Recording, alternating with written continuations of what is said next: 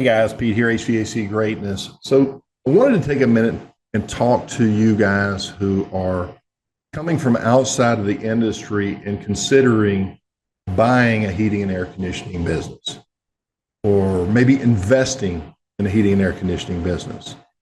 And the reason I wanted to do this is because there's really a big need to support those and actually give proper guidance and counseling from the front end before you make some really expensive mistakes. HVAC or heating and air conditioning is, or it can be, a very lucrative business, a very profitable business, but it doesn't run the way most businesses that you're familiar with run. It's a little different. But when it's run right, it can be particularly profitable. Now, the favorite specialty is residential heating and air conditioning. That seems to be the most focused entry point for even people within the industry. They start with residential heating and air, which is the typical home, the homeowner. But there are also businesses that focus on light commercial. Think about strip malls and your local doctors' clinics and accounting offices and things of this nature. Those are pretty good too, and a lot of residential companies do that as well. Then, of course, there's refrigeration. So think about your convenience store with coolers and freezers and all of these things.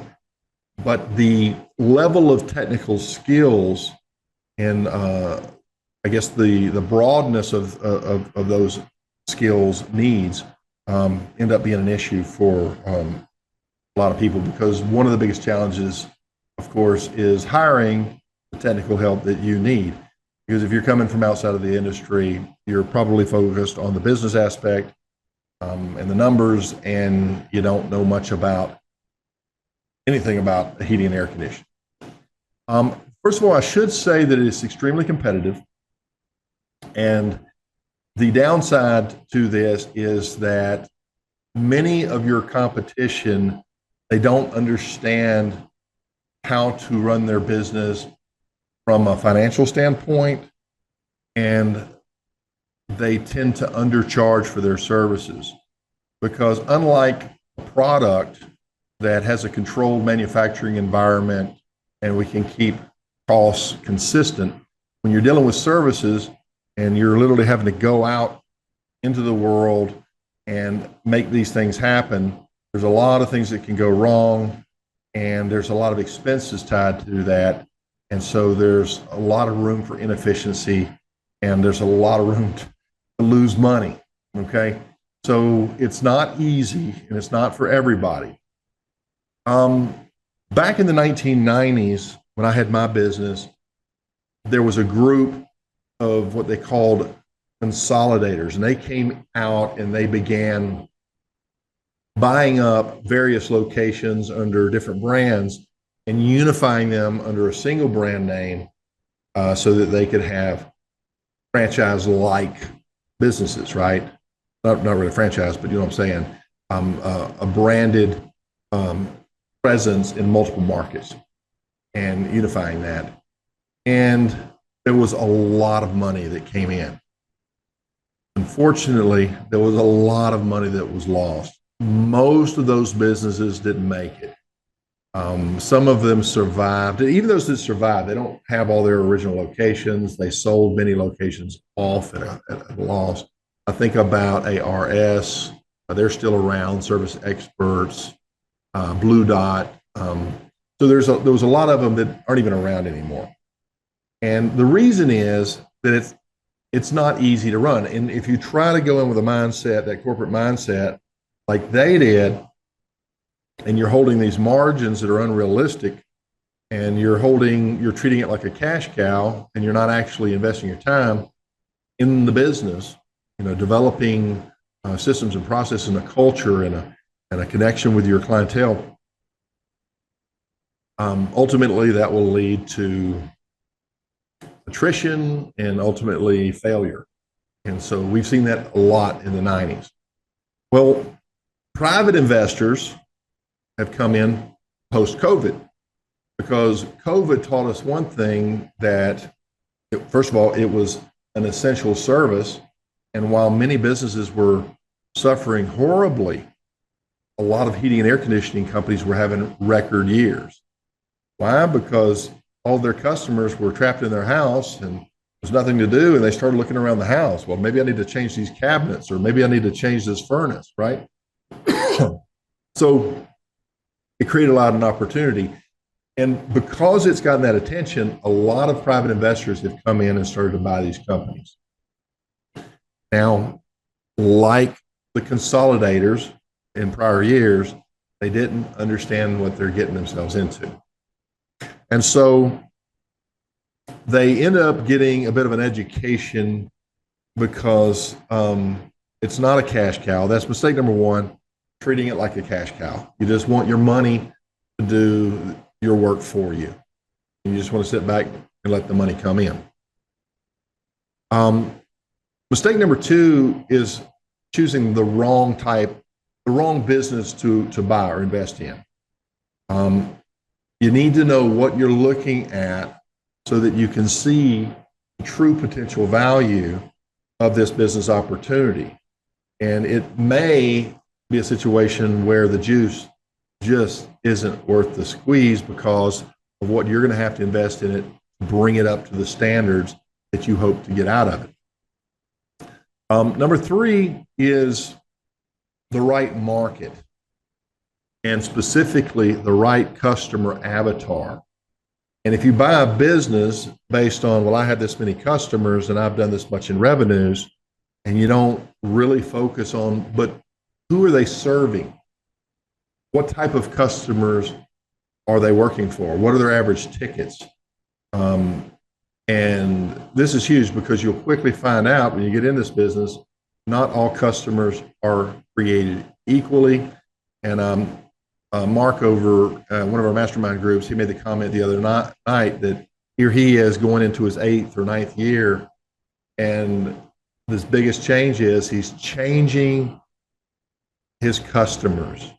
He's upgrading his customers. What got him started didn't get him to the next level, and he began to work for a different type of customer. So your customer avatar is key. And I think mistake number 5 is leaning on your own understanding. And as smart as you are, and no matter what your experience is, we all can learn from others and the experience of others. And so a good move, if you've made the right decision and you're going to buy the right company, you may want to consider keeping the seller on, not as a transitional manager, but as an actual partner and with skin in the game. And here's somebody that understands the day in and day out requirements to keep the business running healthfully, in a healthy manner. And so I had a client that sold his business. I'm not going to say where. I was actually part of the process. And I put him together with the agent. He sold his business. He was happy. The agent was happy. The buyer was happy. And they kept him on for a period of time. And obviously, he's that transitional manager. And he's going to work there for a while. And then he's going to leave and go into retirement. And he did. But he was constantly calling me and telling me, Pete, you know, these guys, they won't do what I ask. I'm telling them we need to invest in some marketing right now. They don't want to do it. I'm telling them we need to do this. They don't want to do it. And he's trying to keep this thing together, not just with the customers, but also with the culture, the team, the very people that you need in order to be productive and profitable, and that you lean on, so that you're not out in the field climbing in attics, under houses, in basements, or wherever. So, but yeah, he went through a pretty painful process. The business paid a pretty penny for it. He's since left. There has been somewhat of an exodus of employees leaving the company because it was just too big of a change. They didn't like where the company went. And now the company's still operational, but it's a fraction of what they had originally bought. And they don't have the skill set to build it back up. In short, they lost a lot of money. Now they're moving some cash, but not nearly enough to cover get the proper return off of their investment. So, and the funny thing is, the new owner, they don't take accountability. They're going to blame employees. They're going to blame the market. They're going to blame the economy. They're going to blame a host of things. But still, there's an upside. So if you're an investor and and you want to come into the business, realize this, that most heating and air conditioning business owners, and I was one of them, they're not sophisticated. Not at first.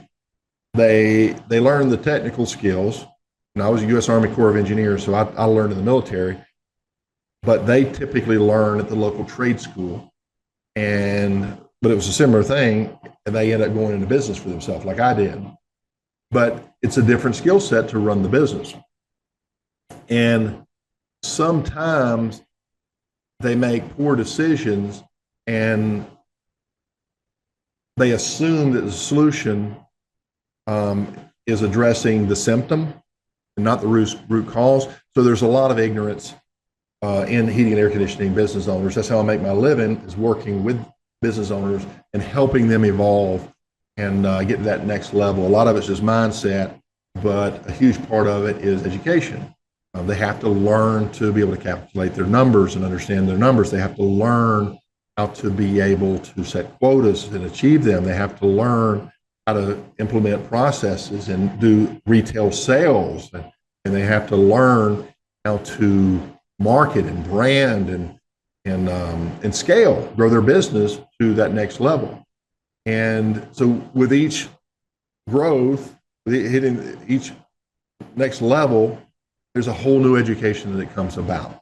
So you're particularly at a disadvantage if you're from outside of the industry, but that almost gives you an advantage in some other ways, which I'll go into some other time.